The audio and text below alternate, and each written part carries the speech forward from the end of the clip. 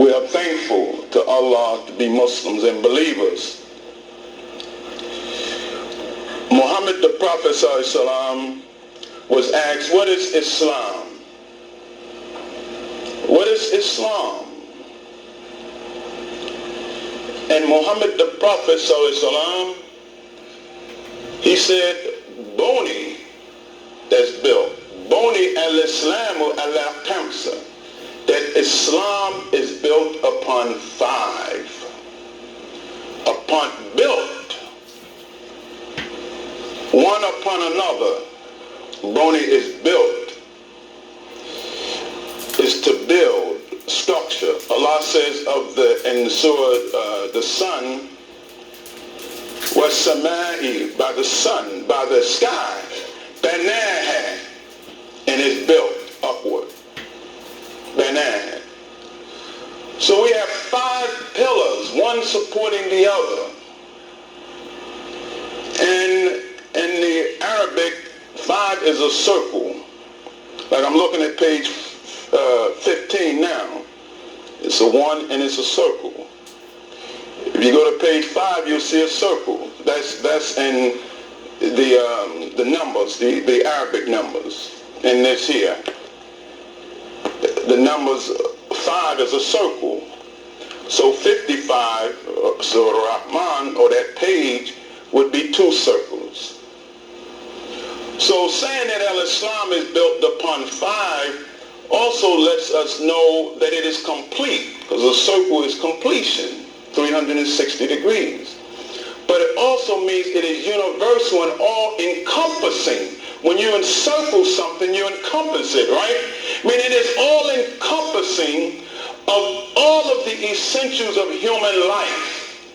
What is built upon 5, that it is a circle. It includes all of humanity. No one is left outside of the circle.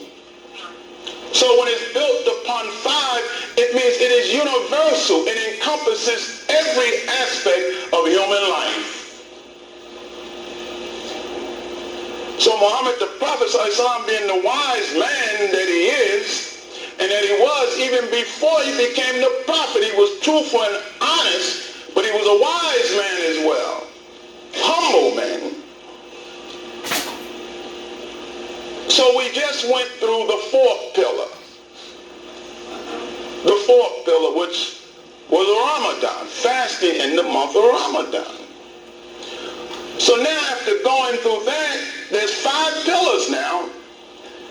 The belief in the one God, right? Faith in one. La ilaha illallah. Then establishing the salat. Then giving in the zakat. Belief in one God that's beyond our comprehension. We must pray to him. And as a result of the prayer, we grow. Because the word zakat means purification and growth. And then from that growth, you fast in the month of Ramadan. Because you've grown and you have something to give and to sacrifice. And then after fasting in the month of Ramadan, we go to Hajj, pilgrimage to Mecca, as our last pillar. And that's the 5th pillar. Now we've been going through Quran. We want to stay there, but that was just a little preface. We've been going through Quran, Surah BAQARAH, chapter 2 of the Quran, the cow, every week.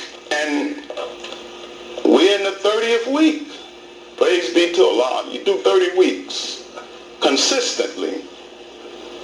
And that puts us today at ayat 196. 196. Now, Baqarah has covered a lot, we know.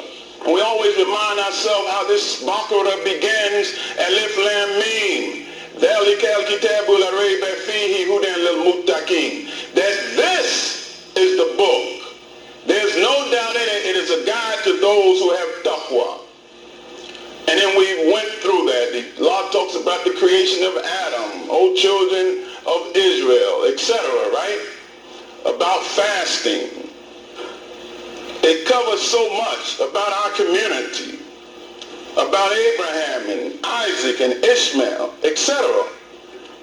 So much has been covered, and it's the largest, comprehensive, the largest surah in Quran, BAQARAH, 286 verses. So, to pick up where we left off at, last week we left off at 195, which went like this. Bismillahirrahmanirrahim. Then we go straight into the next one, which deals with Hajj. Show you how Quran works. It told us about Ramadan. Now it takes us straight into Hajj. But last week it says, وَأَنْفِقُوا فِي سَبِيلِ اللَّهِ وَلَا تُلْقُوا بِأَيْدِكُمْ إِلَّا تَأْلُكَتِّ وَأَحْسِنُوا إِنَّ اللَّهَ يُحِبُّ الْمُحْسِنِينَ. And that is this: spend. وَأَنْفِقُوا فِي سَبِيلِ اللَّهِ. Spend in the path of Allah. And don't let your own hands bring about your destruction. Your own doing. And before that, it was talking about fight those who fight you, etc., etc. But here Allah says, spend your wealth in the cause of Allah, fi sabilillah. But don't let your own hands lead to your destruction. You're talking about somebody else, but you can destroy your own self by your own deeds. So Allah said, don't let that happen. And how do you prevent that? And we mentioned this last week. وَأَحْسِنُوا. Do good deeds. Do excellent. Hasana. Do good. Do excellent deeds. إِنَّ اللَّهَ يُحِبُّ الْمُحْسِنِينَ. For surely Allah loves those who do good deeds. So that's how it ended last week. Now, going to 196, it takes us straight into the fifth pillar, Hajj. So Allah says, وَأَتِّمُوا الْحَجَّ وَالْعُمْرَةَ لِلَّهِ. And complete the Hajj. It's the fifth pillar. Complete the Hajj and the Umrah. Complete your journey, the fifth pillar now. Complete your journey to the Kaaba, to Mecca, to the Kaaba that was built by Ibrahim and his son Ishmael. Complete the Hajj and the Umrah. And there's different types of Hajj, but the Hajj itself, you begin with the Umrah. It begins in the masjid.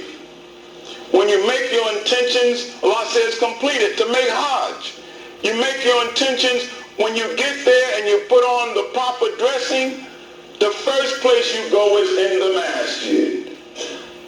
And you make circles around the Kaaba called Tawaf. Now understand this. That's the fifth pillar.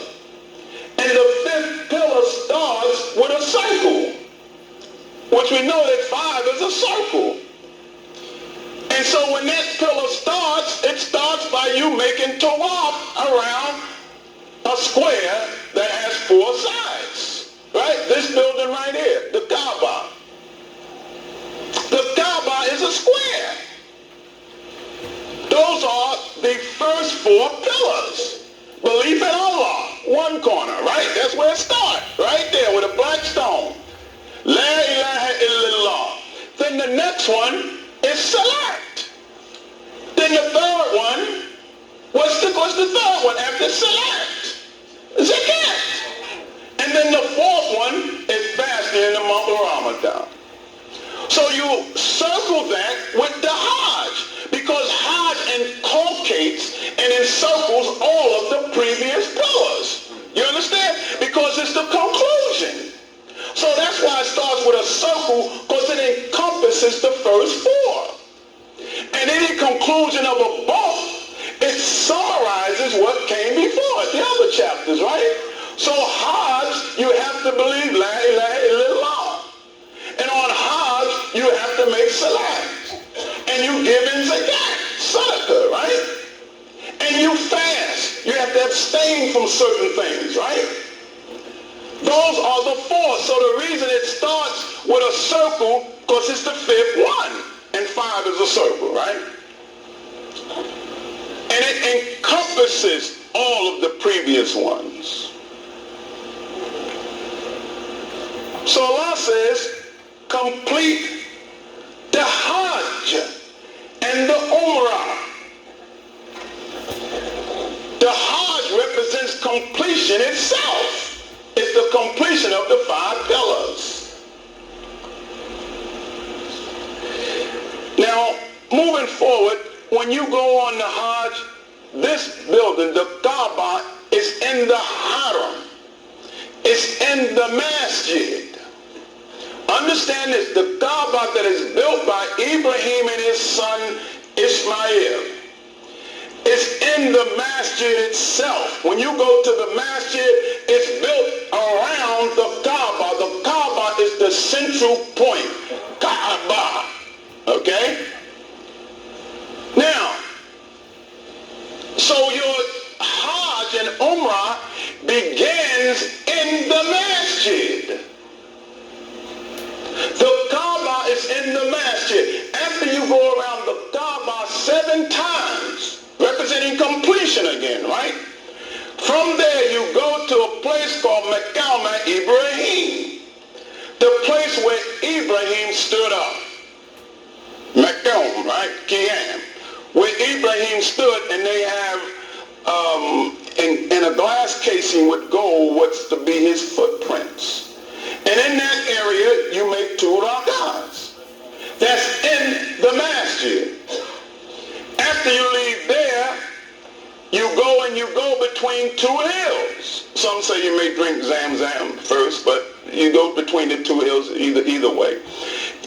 You go between 2 hills, which Allah mentioned in Quran, in this Surah BAQARAH of his symbols, Safa and Marwa. And you go there, and you go with a fast pace, you walk and you pick up the pace between 2 hills. Now guess where the hills are? Are the hills outside? Safa and Marwa is in the Masjid. These 2 mountains are in the Masjid. So you go between those 2 hills 7 times. In commemoration of the black Egyptian woman Hagar, who was put in the desert by Ibrahim with their child Ishmael. And he gave her water and all the provisions, all that he could as a man and as a prophet and a decent man. He gave her everything that he could. Food, clothing, everything, right? For his wife and the child. But he wasn't God. He wasn't the all-provider. So when the provisions ran out, he could just give her what he could give her. But she was there with her baby, and when it ran out, like a mother, she's searching back and forth 7 times between the 2 hills looking for water for herself and her child. That's in commemoration of that. And it says the baby Ishmael rubbed his heel on the ground and discovered the well of Zamzam. But on Hajj you have to, and that's still Umrah, you have to go between that 7 times, between these 2 hills. Now look at that. You go around the Kaaba 7 times. You go between these 2 hills 7 times. You go to the station of Ibrahim, who Muhammad the Prophet ﷺ met on the 7th level, right? Now all of this is in the Masjid. And after you go between the 2 hills, now you drink from the well of Zamzam, which was discovered by the little baby. And Allah says what? Now that's water, right? Allah says all life comes from water. And that baby is in that water when he's in his mother, right? And the water breaks first as a sign of the life, right? Very beautiful and very deep. This our religion. And this and Allah said complete Hajj. We ain't got nowhere near yet much. Show you the power of Quran. Now, our point, and we'll move forward, is this takes place in the Haram, inside of the Masjid. Get that straight. We go around the Kaaba in the Masjid. In the Masjid. You go to the station of Abraham and make 2 rak'ahs in the masjid. You go between Safa and Marwa in the masjid. You drink from the well of Zamzam in the masjid. Now, after you do that, now you go out to Mina, Arafat, Muzdalifah. You go out in the wilds. You go out in the hot sands. You go out in the ruggedness. But look what Allah is telling us, that you have to prepare inside first. So you are prepared in the masjid first to go outside and deal with the wilds, right? To sleep outside, to deal with the battle of Shaitan, because you have to stone Shaitan. What is that telling us? That you have to prepare yourself inside first. You get the taqwa first, right? That's what it says, taqwa. Allah prepared us, so we go through Ramadan. Oh, this is beautiful, brothers and sisters. Allah says that fasting is given to you as it was given to those before you, لَأَلَّكُمْ تَتَّقُونَ, that you will have taqwa. So the taqwa prepares you for the journey to Hajj, because it's one built upon another, right? So that means the 4th one prepares you for the 5th one, right? And as a sign of that, the 5th one starts inside the masjid. And what is masjid? We're talking about masjid Ibrahim? No. The word masjid means this. Listen, masajid. Masajid. Sajda. Sajda, the word masjid comes from the same word, same root as sajda. Masajid, right? SJD. It's just a place for sajda. You got it? Sajda, the lowest and most humble position in the salat. And the masjid is the place for sajda, meaning it's the place for humility, right? So you start at the masjid, meaning the Hajj you're supposed to start with a humble spirit. Anyone went on Hajj, they will tell you, because Allah says, don't let any wrangling, any fighting be on Hajj. You have to come with a humble spirit. And as a sign of that, it starts in the masjid and you get prepared in the masjid. Then you go out to the other places. This is Surah BAQARAH. And so after fasting comes the 5th pillar, Hajj. And that's what BAQARAH is introducing us to here. Okay? Very powerful Quran. So Allah says, وَأَتِّمُوا الْحَجِّ وَالْأُمْرَةَ لِلَّهِ. And Umrah is the lesser Hajj. Umrah is when you just do it in the masjid and that's it. You do those things in the masjid. The Hajj is to do that and then you go out to the other places and fulfill the rites and the rituals, etc., right? You sleep outside in the tent, etc. You go to a place and you collect stones and those stones at some other stones symbolizing Shaitan. You go to Arafat, etc. But the Hajj begins inside, letting us know that when you're going to go for Hajj, it starts inside with yourself, your intentions, etc., right? So Allah says, وَأَتِّمُوا الْحَجَّ وَالْأُمْرَةَ لِلَّهِ. So complete the Hajj and the Umrah lillahi, for Allah. You understand? It's not for nobody else. It's not for me. It's not for your friend. You're going on Hajj to complete it for Allah. That's the purpose of the Hajj, is you're going to Baytullah, the house of Allah. Baytul Ula, the first house. Baytul Atiq, the ancient house. It's the Kaaba. So you're doing the Hajj for the pleasure of Allah. And you want to do it right. So Allah says, فَإِنْ أُسِرْتُمْ فَمَا اسْتَيْسَرَ مِنَ الْحَدِّ. It gives us instructions. But if for some reason you're prevented, you go on Hajj and for some reason you're prevented to do that, to complete the journey once you're on Hajj, okay? Clear instruction. Allah says, then you sacrifice hadi. You make a sacrifice. A hadi is a cow, a sheep, a goat, then you sacrifice, but it uses the word usury, what you can afford. Islam is very beautiful, very balanced. You sacrifice something that's easy for you, that you can afford. Okay? And then Allah says, وَلَا تَأْلِكُوا رُؤُوسَكُمْ حَتَّى يَبْلُغَ الْحَدُّ مَحِلَّهُ.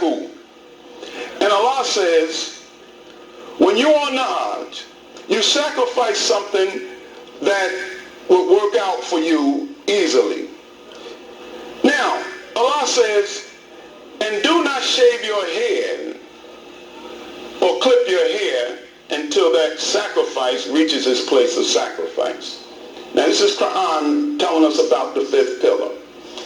Go on Hajj, but while you're there, if something prevents you from completing it in that period, know that on Hajj, after you come down from Arafat, around the 10th day, you make the sacrifice of a lamb or something that you have. You have to do that. And then you clip your hair or you cut it all off. You see brothers go with a full set of hair, they come back with their hair cut off. Or you clip it.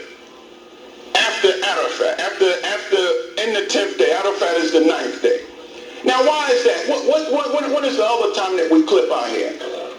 At the Akikah, right? When the baby is born and you're going to have an Akikah, you give them something sweet and you clip their hair.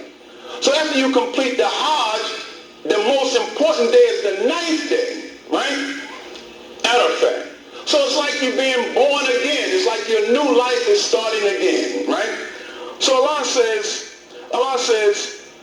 and do not shave your head until the sacrifice reaches its place of sacrifice. فَمَنْ كَانَ مِنْكُمْ مَرِيدًا أَوْ بِهِ أَذًى مِنْ رَأْسِهِ فَفِدْيَةٌ مِنْ صِيَامٍ أَوْ صَدَقَةٍ أَوْ نُسُكٍ. And that is this. But if you are sick and you have an ailment in your head from being on the journey, you get sick and you get ailment in your head, something wrong in your head, a disease in your head or something. Allah says that requires you to cut your hair while you're on it before the time that you're supposed to do it. Allah says if you have to do that, listen to the word. Allah says your ransom of what you have to do is siyamin. You have to fast. You see how that pulls it in? If you get sick while you're on it and you can't do everything, then Allah says you have to fast. Al sadaqatin, or give sadaqah to someone, right? Al nusuk, or make a sacrifice. You see how it ties in? We just fast in Ramadan, but if something goes wrong with you while you're in Mecca on the Hajj, then you have to fast. Or you have to give sadaqah, right? Just like zakatul fitr, right? Or you make a sacrifice of something. فَإِذَا أَمَنْتُمْ فَمَنْ تَمَّتَأَ بِالْأُمْرَةِ إِلَّا الْحَجَّ فَمَسْتَيْسَرَ مِنَ الْحَدِّ. And that is this. Allah says, but once you in a more secure situation, going straight from Quran in BAQARAH.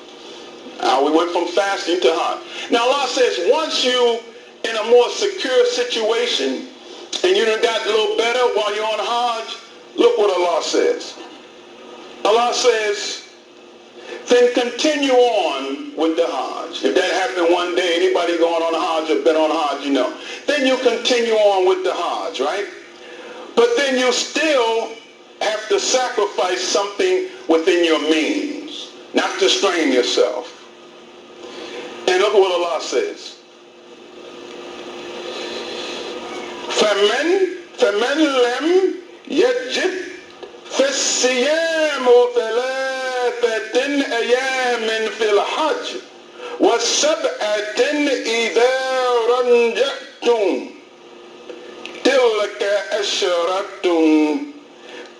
asharatun kamilatin. And that is this. Then you have to fast 3 days while you're on the Hajj. You see, we just fast Ramadan, right? So if you go there and something goes wrong with you while you're on Hajj and you have to cut your hair earlier, this, that, and the other, then, and you can't do what you need to do, once you get better, continue on with the Hajj. But then you have to fast 3 days while you're on the Hajj. And when you return from Hajj, you have to do 7 days. In total, 10 days. This is instruction straight from Quran.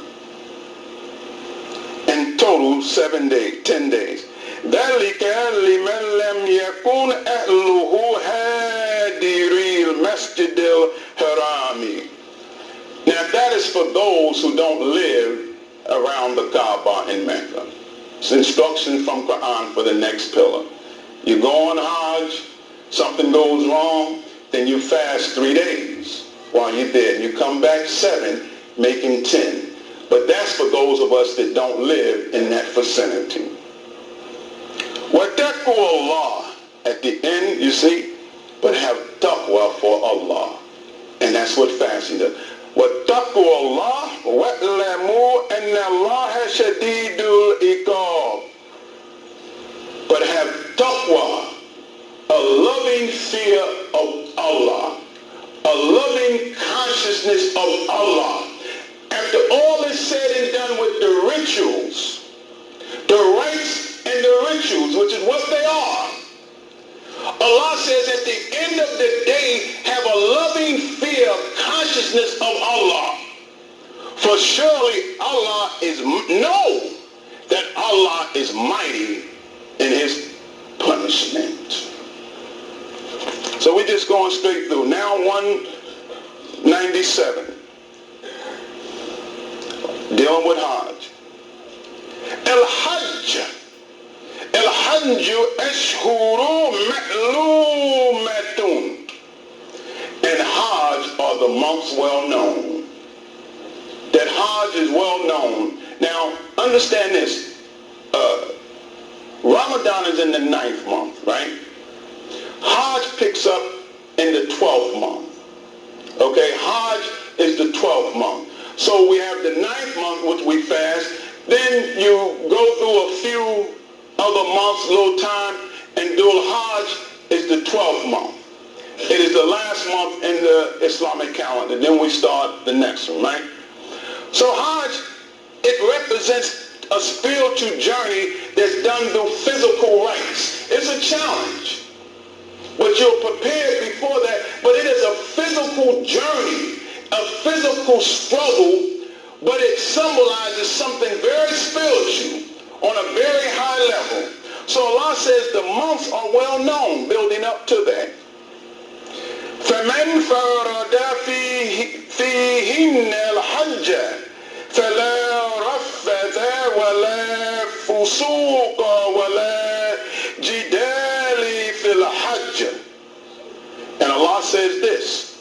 He says, so whoever plans or undertakes the Hajj, Allah says on the Hajj, there's no intimacy.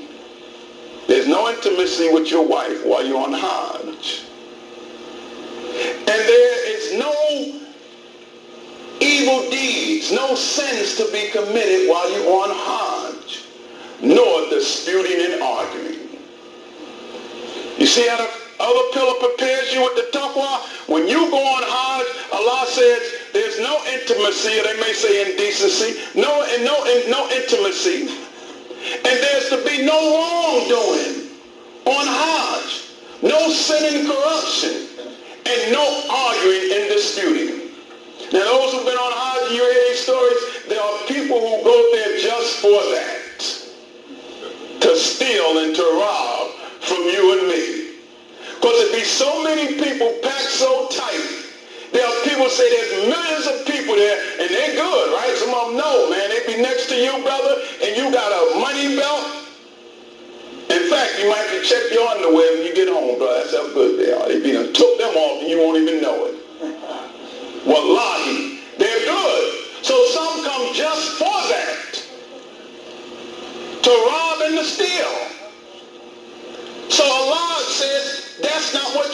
now they're not coming to fulfill Hajj. This is real. And when you're on Hajj, the men and the women are together. It's not like this. You're at Baytullah. The men and the women are packed together, making salat. A sister might be in front of you or next to you, etc., etc. That's how it is, and that's how it's always been. Because you're at Baytullah. So it's a challenge. Sister right up on you, you right up on her. So Allah says, no intimacy. Because he knows men and women are going to, sister's not going to be in the back or on the side. Sister might be right next to you, brother. She might be right in front of you like this. That's how tight it is. So Allah's saying, be disciplined, brother. No intimacy. No arguing. No sins, etc. And Allah says, وَمَا تَفْعَلُوا مِنْ خَيْرٍ يَعْلَمْهُ اللَّهُ. And Allah says, but it is better for you if you do good deeds. Then Allah knows. If you have an inclination to do good, know that Allah knows your intentions. And then Allah says, وَاتَّزَوْدُوا وَاتَّزَوَّدُوا فَإِنَّ خَيْرَ الزَّادِ التَّقْوَى. And Allah says, bring your provisions. Bring your medical stuff. Bring your clothes. This is pure instruction from Quran on the Hajj. Bring all that you need. Bring your provisions, your medical stuff, your clothing.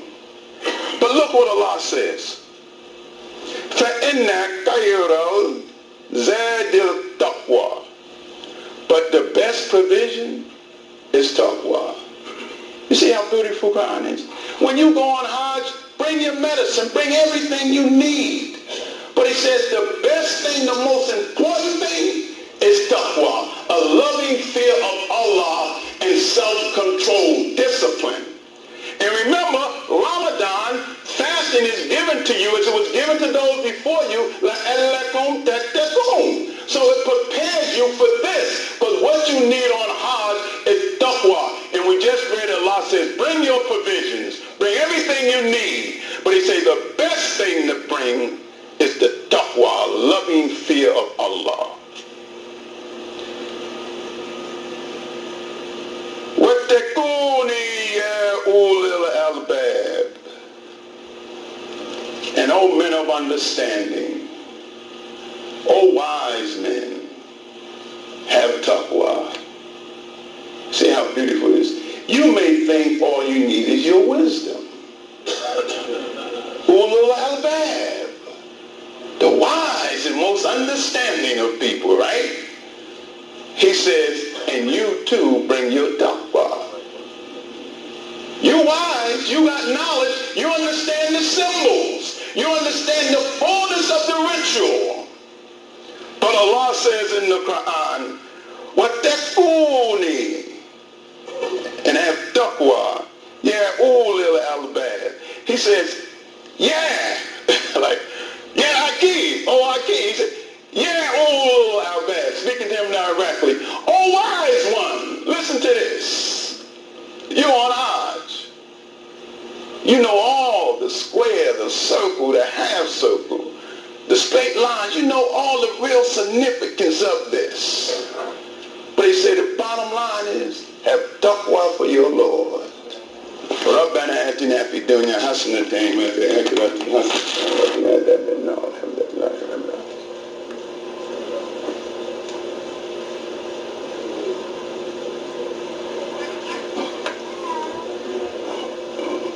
بسم الله الرحمن الرحيم. الحمد لله رب العالمين والصلاة والسلام على رسوله الكريم Muhammad sallallahu alaihi wasallam. Dear believers, just in the next few minutes, as we know, we've been going through BAQARAH, and we're in the 30th week. This is the 30th week.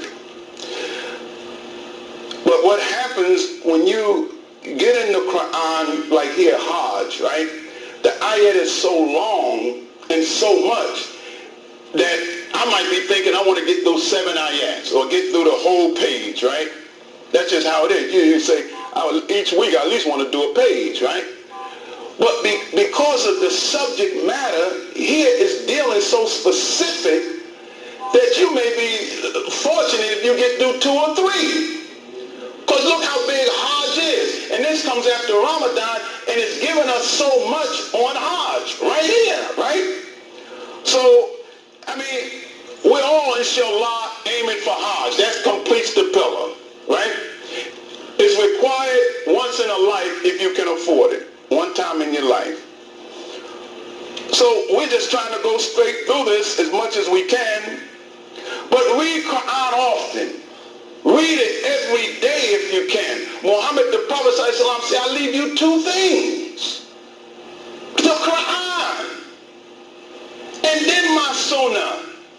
Don't put the sunnah, don't put the hadith over Quran. Muhammad the Prophet ﷺ said, I leave you 2 things.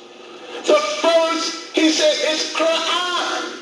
It is the Quran that made him Muhammad the Prophet. He was Muhammad. He was El-Amin. He was the truthful. He was a good businessman. But it was when he received the Quran that it brought him into prophethood and made his sunnah significant. Allah says in Al-Rahman, he said, Al-Rahman, Al-Amin al-Quran, wa khalaqa al-insan, that I taught the Quran and created man. Now he took in the Quran so much that his wife Aisha radiallahu anha said he was the living and walking Quran. So it is the Quran. Muhammad the Prophet said, I leave you 2 things. The first is the Quran. The second is my sunnah, my life example. We say La ilaha illallah, Muhammad Rasulullah, that Allah is God, that the Quran is the guide, that it is the Quran that made him into Muhammad the Prophet. Know that. So we have to read and study Quran.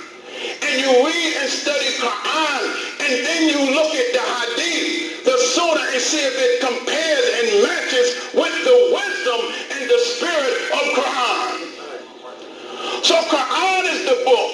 Allah says in Surah Hashr, had he revealed the Quran on a mountain, it would have brought that mountain down and shattered it min khashyati Allahi, out of the fear of Allah. He says that of Quran.